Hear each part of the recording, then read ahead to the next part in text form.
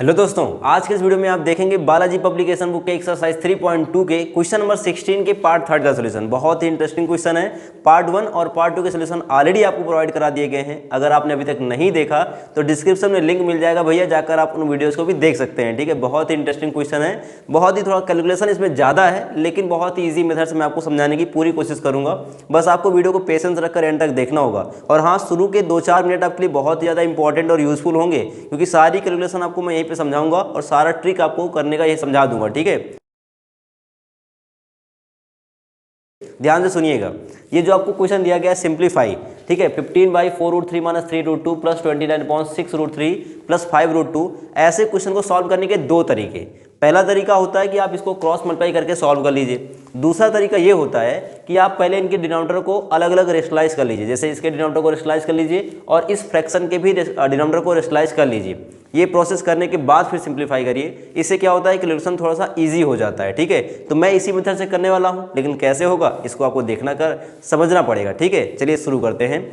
यहाँ पर दिया गया है जो क्वेश्चन, उसमें क्या करेंगे, सबसे पहले इसके डिनोमिनेटर को रेशनलाइज करेंगे। और डिनोमिनेटर को रेशनलाइज करने का तरीका होता है कि इसके कॉन्जुगेट से न्यूमरेटर और डिनोमिनेटर में मल्टीप्लाई कर दीजिए। और कॉन्जुगेट क्या होता है, जैसे मान लीजिए लिखा हुआ है a + b, तो इसका कॉन्जुगेट हो जाता है a - b, मतलब बस यही साइन बीच का बदल जाएगा। ठीक है, और ऐसे ही हम क्या करेंगे, कॉन्जुगेट का जब मल्टीप्लाई करेंगे तो डिनोमिनेटर जो दिया गया ये इरेशनल में है, तो ये बन जाएगा रेशनल में। ठीक है, इसी को बोलते हैं रेशनलाइजेशन। ठीक, तो पहले हम इसको क्या करेंगे, रेशनलाइजेशन करेंगे इस फ्रैक्शन का। उसके लिए डिनोमिनेटर आपको दिया गया है 4√3 - 3√2, इसके कॉन्जुगेट से मतलब 4√3 + 3√2 से न्यूमरेटर और डिनोमिनेटर मतलब अंश और हर दोनों में मल्टीप्लाई करना पड़ेगा। और सेम प्रोसेस इसके लिए भी करना पड़ेगा। चलिए शुरू करते हैं। तो पहले मैं क्या लिख सकता हूँ, यहाँ पे लिखा गया 15/4√3 माइनस का 3√2 मल्टीप्लाई बाई, इसका कॉन्जुगेट क्या होगा, 4√3 प्लस का 3√2 डिवाइड बाई, न्यूमरेटर में हमने कर दिया। अब डिनोमिनेटर में भी करेंगे तो 4√3 प्लस का 3√2, ठीक है, प्लस लगा दिया। सेम प्रोसेस इसके लिए भी होगा। इसका कॉन्जुगेट क्या होगा, 6√3 माइनस का 5√2, ठीक है, उसी से न्यूमरेटर और डिनोमिनेटर में मल्टीप्लाई करना है। तो 29 में मल्टीप्लाई करेंगे, इसका कॉन्जुगेट 6√3 माइनस का 5√2 टोटल डिवाइड बाई 6√3 प्लस 5√2, ये तो आपको दिख रहा है ना डिनोमिनेटर में, और इसका कॉन्जुगेट क्या होगा 6√3 माइनस का 5√2। ठीक है, देखिए इसके बाद क्या होगा कि जब मल्टीप्लाई करेंगे तो न्यूमरेटर का न्यूमरेटर में और डिनोमिनेटर का डिनोमिनेटर में करेंगे, तो ये 15 जाके मल्टीप्लाई होगा पूरे न्यूमरेटर से, पूरे से करेंगे तो मैं इसको ऐसे लिख सकता हूँ 15 4√3 प्लस 3√2 टोटल डिवाइड बाई। ध्यान से सुनिएगा, यहाँ पर जब डिनोमिनेटर का डिनोमिनेटर में करेंगे तो हमको ये देखो फैक्ट समझ में आएगा कि देखिए यहाँ पर जो डिनोमिनेटर्स हैं उनके टर्म सेम है। जैसे 4√3 ठीक है, और 3√2 तो मैं अगर इसको a मान लूँ और इसको b मान लूँ तो a - b और ये a + b कैसा फॉर्मेट दे रहा है, a - b × a + b, ये हो जाता है a² - b²।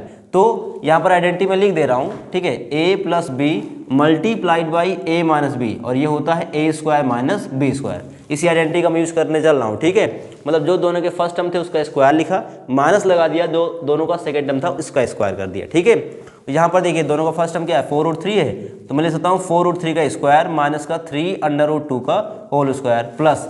ऐसे ही इसमें देखो ये मल्टीप्लाई वैसे होना चाहिए, लेकिन मैं करूँगा नहीं क्योंकि यहाँ पर ही आपका ट्रिक है। ठीक है, समझिएगा, 29 का मल्टीप्लाई मैं लिखूंगा नहीं, मैं ऐसे ही इसको एज इट इज पड़ा रहने दूंगा। 6√3 माइनस का 5√2 total divide by. Same process यहाँ पर भी करेंगे, मतलब a + b × a - b का फॉर्मूला लगाएंगे जो कि हो जाएगा a² - b²।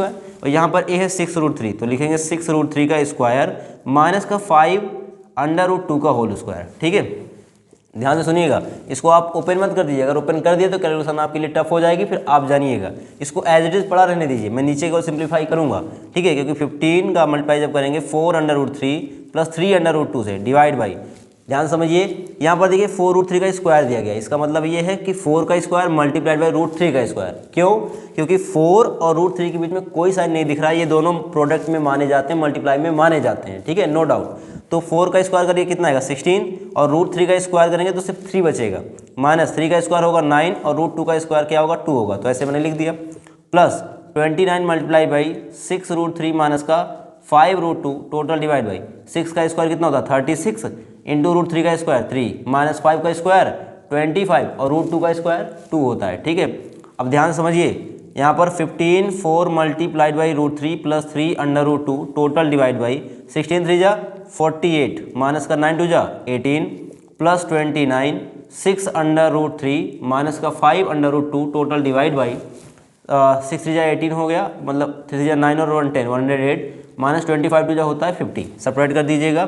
तो 15 4√3 प्लस 3√2 टोटल डिवाइड बाई 48 से 18 माइनस करेंगे कितना आएगा, 48 से 18 माइनस करने पर 30 मिलेगा, ठीक है, प्लस 29 और यहाँ पे लिखूंगा 6√3 माइनस का 5√2 टोटल डिवाइड बाई 108 से अगर मैं 50 माइनस करता हूँ तो आपका आंसर आएगा 58।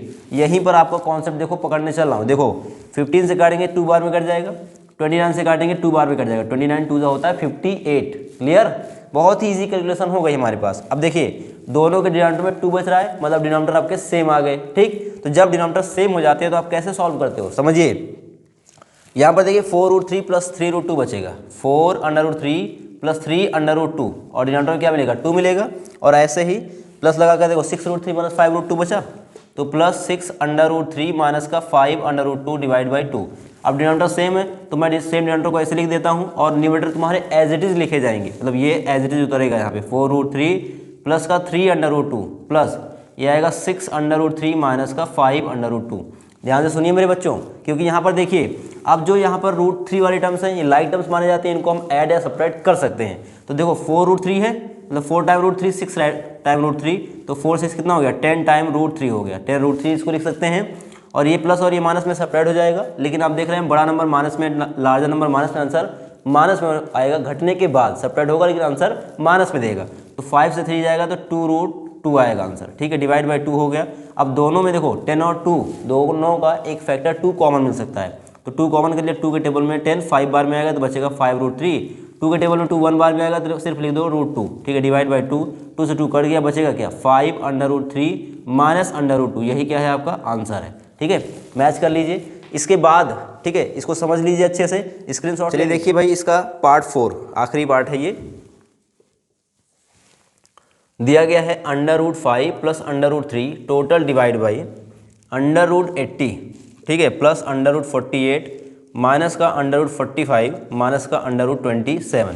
ध्यान से सुनिएगा इसको, यहाँ पर आप क्लियरली समझिए कि जो टर्म्स यहाँ पर दिखे गए हैं इसमें 4 टर्म्स आ रहे हैं। अब यहाँ पर मैं अगर कॉन्जुगेट लगाऊंगा तो बहुत लंबा प्रोसेस हो जाएगा, तो मेरे माइंड में एक क्वेश्चन उठ रहा है कि क्यों ना मैं इसको सिंप्लीफाई कर लूँ पहले, ठीक है। जैसे 80 है तो 80 को मैं जनरली क्या लिख सकता हूँ, 80 को मैं क्या लिख सकता हूँ जिससे कि ये इसका स्क्वायर रूट कुछ निकल जाए और कुछ बच जाए, ठीक है।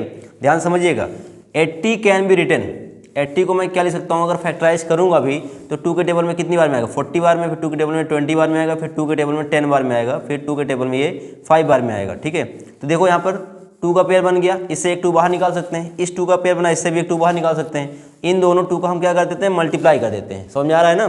तो 2 टू जाए कितना हो जाएगा, 4 हो जाएगा, तो ये 4 आपका स्क्वायर रूट के बाहर आ जाएगा, 5 स्क्वायर रूट के अंदर, क्योंकि इसका पेयर नहीं बना, तो मैं लिख सकता हूँ 4√5।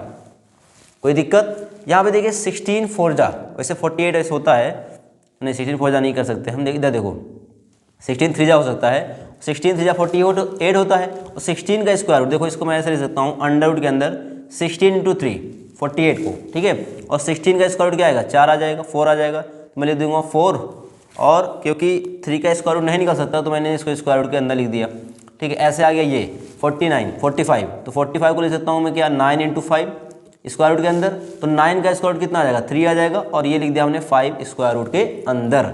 अब ऐसे 27 को लिख दो, 27 को क्या लिख सकते हो 9 × 3, इसका स्क्वायर रूट निकालोगे तो 9 का स्क्वायर रूट कितना हो गया 3, और ये 3 का नहीं निकलेगा तो इसको ऐसे मैंने स्क्वायर रूट के अंदर लिख दिया, तो इसको सिंप्लीफाई करने के बाद आ सकता है 3√3।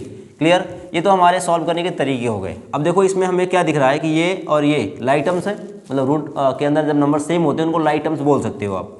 तो √5 प्लस √3 टोटल डिवाइड बाई, देखिए ये 4 टाइम √5 है, प्लस में और ये माइनस में सेपरेट हो जाएगा, बड़ा नंबर प्लस में 4 है, माइनस प्लस में ही आंसर आएगा। 4√5 से अगर 3√5 निकल जाएगा तो 1√5 बचेगा, मतलब 1 टाइम, तो उसको हम केवल √5 ही लिखेंगे। क्लियर, और फिर 4√3 से 3√3 निकाल देंगे तो आपका बचेगा सिर्फ +1 टाइम, क्योंकि देखो बड़ा नंबर 4 है और ये पॉजिटिव है तो आंसर भी प्लस में आएगा। 4√3 से 3√3 जाएगा तो सिर्फ √3 बचेगा। देख लो भाई, सेम ऊपर सेम नीचे।